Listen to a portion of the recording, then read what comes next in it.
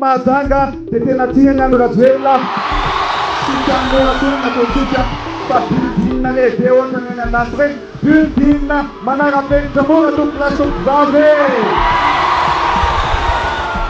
mila manao tsika tanàna vaovao tianareo asina tanàna vaovao eto Mahajanga efa nandefa teknisianina tatia miasa mafy nandritra ny volana maro zay ka mila manorina tanàna vaovao isika ka ery ampidirana ery Mahajanga ery appareil mahitsy no anetratika nouvelle ville eto Mahajanga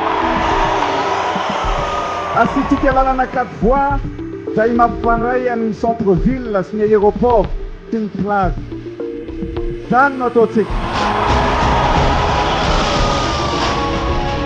Ny candidat dia maro be fa ihany avy amin'ny TGV Andry Rajoelina tsy manampahary hoe tsy vidy vahoaka amin'ny lamone fa safidy malalaka tsara be.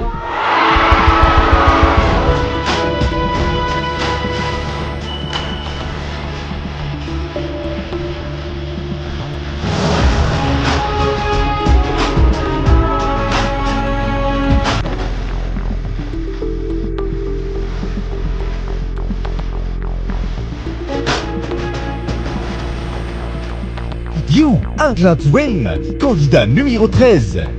Isika rehetra anavitra Madagasikara fa ny fitiavana no lehibe indrindra.